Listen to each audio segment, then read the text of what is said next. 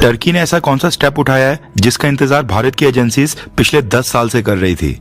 Russia के साथ trade को लेकर भारत की सरकार ने कौन सी आरटीआई को रिजेक्ट कर दिया है? और नेपाल से संबंधित कौन सी न्यूज निकल कर आ रही है? इसके अलावा भी काफी सारी इंपॉर्टेंट अपडेट्स आ रही हैं जो आपको मेन स्ट्रीम न्यूज चैनल्स के ऊपर एक साथ देखने को नहीं मिलेंगी, इसलिए वीडियो को एंड तक देखिएगा।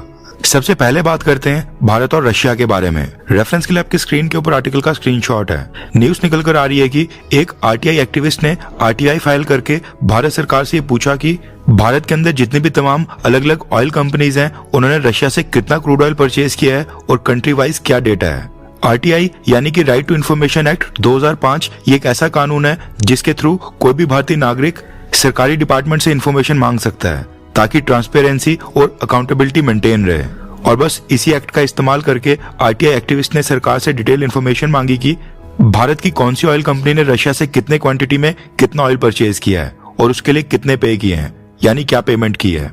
आरटीआई में जून 2022 से लेकर जून 2025 तक की डिटेल्स मांगी गई थी और स्पेसिफिकली नाम लेकर पूछा गया कि इस दौरान भारत ने टोटल रशिया से जितना क्रूड ऑयल परचेज किया है वो भी बताया जाए।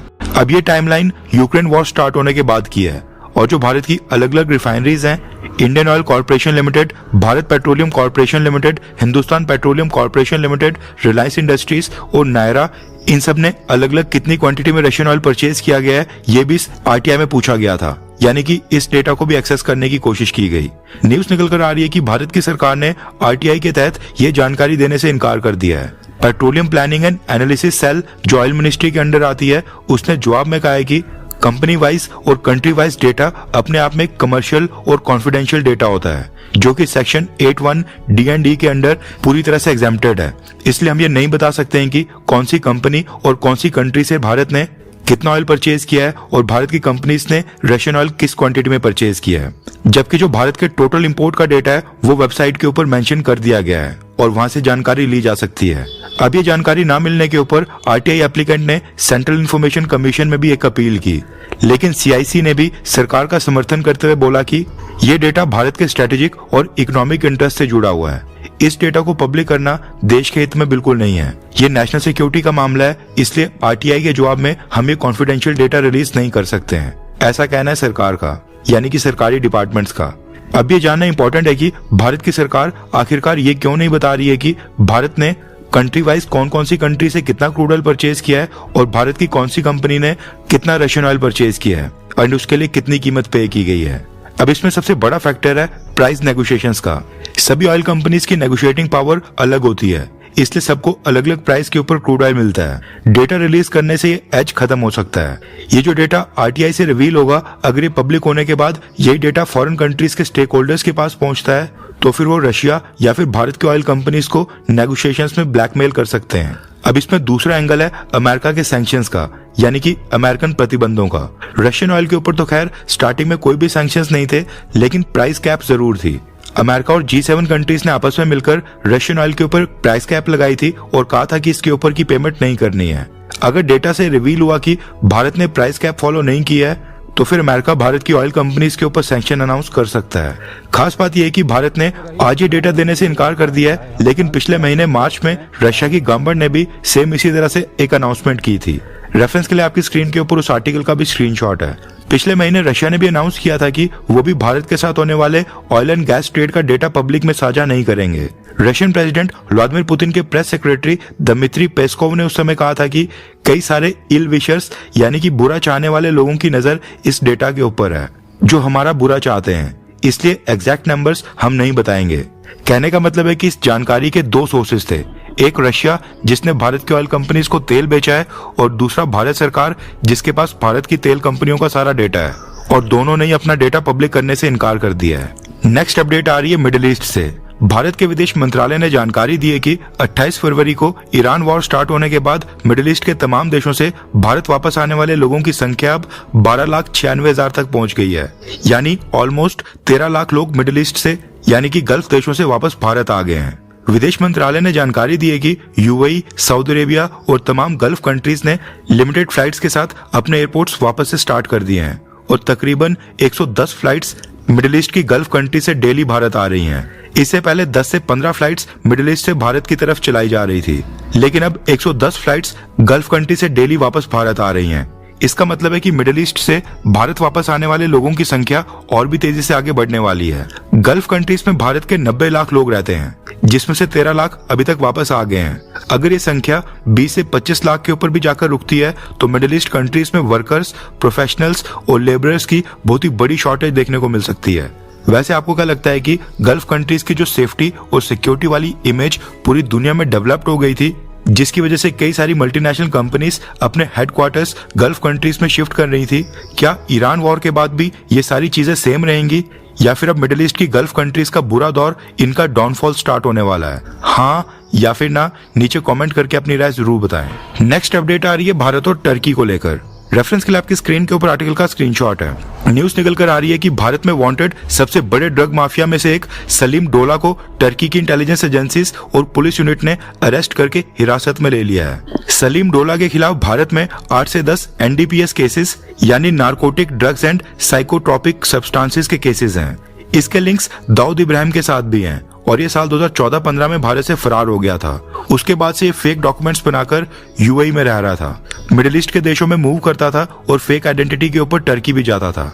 ऐसा नहीं है कि भारत से फरार होने के बाद इसने भारत में ड्रग्स भेजना बिल्कुल बंद कर दिया था। ये लगातार भारत में ड्रग्स भेजा करता था।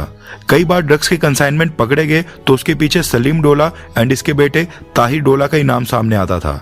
इसके बेटे को तो UAE ने पिछले साल अरेस्ट करके 2025 में ही डिपोर्ट करके भारत को दे दिया था, लेकिन ये सलीम डोला भारतीय एजेंसीज के हाथ नहीं लग रहा था। साल 2024 में ही भारत की एजेंसीज ने इसके खिलाफ इंटरपोल का एक रेड कॉर्नर नोटिस ले लिया था, लेकिन ये आज तक फेक डॉक्यूमेंट्स के ऊपर टर्की में जाकर वहां पर छुपा हुआ था और अब जाकर टर्की के इस्तांबुल में ये अरेस्ट हुआ है। टर्की की नेशनल इंटेलिजेंस ऑर्गेनाइजेशन और लोकल पुलिस ने जॉइंट ऑपरेशन किया था और बताया जा रहा है कि ये टर्की में भी वहां पर फेक UAE के ID कार्ड इस्तेमाल कर रहा था, यानी कि इसने फेक डॉक्यूमेंट्स बनाकर अपने आप को UAE का नागरिक बताया था। UAE के पासपोर्ट के ऊपर ये मिडिल ईस्ट के अरब देशों और टर्की में वहां पर प्रेजेंट था, जबकि मुंबई के डोंगरी एरिया से बिलोंग करता है और इसकी उम्र 60 साल की है, जिसमें से 50 साल तो ये मुंबई में रहा है। सलीम डोला के बारे में कहा जाता है कि इसने दाऊद इब्राहिम के ड्रग्स नेटवर्क को भारत के साथ साथ मिडिल ईस्ट और टर्की तक एक्सपैंड किया है। वहां भी ये सिंथेटिक पार्टी ड्रग्स का एक बहुत ही बड़ा सप्लायर बन गया था, इसलिए टर्की की एजेंसीज ने इसके ऊपर कार्रवाई की है और इसके खिलाफ एक्शन लिया है। अब ये देखना इंटरेस्टिंग होगा कि टर्की इसके ऊपर आगे क्या एक्शन लेता है, क्योंकि सलीम डोला एक इंडियन नेशनल है, लेकिन भारत और टर्की के बीच कोई भी एक्स्ट्राडिशन ट्रीटी साइन नहीं हुई है। इंटरपोल के माध्यम से टर्की सलीम डोला को भारत को सौंप सकता है, लेकिन उस चीज के लिए हम टर्की को बाध्य कर नहीं सकते हैं। और जिस लेवल के सलीम डोला और दाऊद इब्राहिम के बीच में लिंक्स हैं, उसको देखकर मुश्किल लगता है कि टर्की इसको भारत को सौंपे, क्योंकि अगर ऐसा होता है तो सामने से पाकिस्तान भी नाराज हो सकता है, जिसने दाऊद इब्राहिम को पनाह दी हुई है। अगर टर्की ने सलीम डोला को UAE को एक्स्ट्राडाइट कर दिया तो UAE जरूर इसको भारत को सौंप देगा, क्योंकि UAE के साथ भारत के काफी अच्छे रिलेशंस हैं और UAE ने पिछले साल सलीम डोला के बेटे ताहिर डोला को भी भारत को एक्स्ट्राडाइट करके भेज दिया था। रिपोर्ट्स आ रही हैं कि भारत की एजेंसीज ने सलीम डोला की कस्टडी के लिए टर्की को कांटेक्ट करना स्टार्ट कर दिया है।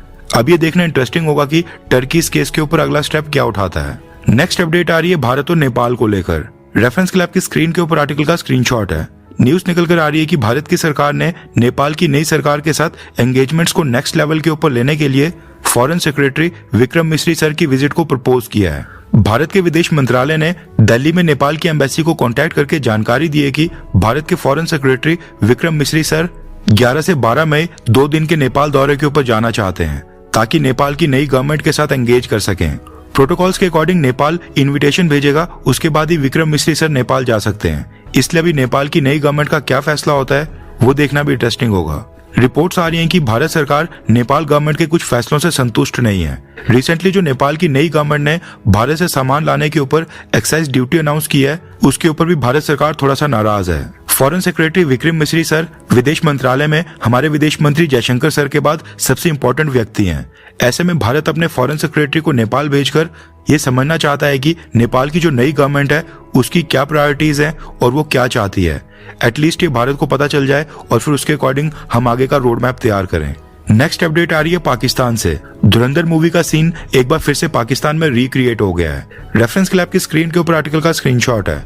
न्यूज निकल कर आ रही है कि अननोन गनमैन्स ने टॉप लश्कर कमांडर शेख यूसुफ अफरीदी को खैबर पख्तूनख्वा रीजन में पिछले कल देर शाम को 72 उरों के पास पहुंचा दिया है। इसका इलाज करने के लिए हॉस्पिटल भी लिया गया था, लेकिन इसका पहले ही काम तमाम हो गया था। शेख यूसुफ के बारे में कहा जाता है कि यह लश्कर-ए-तैयबा के चीफ हाफिज सईद का करीबी था, जिसने भारत में मुंबई हमला करवाया था और जिहाद के नाम पर जम्मू कश्मीर में आतंकवाद करने के लिए ये लड़के सप्लाई करता था, यानी कि एक तरह से रिक्रूटमेंट करता था।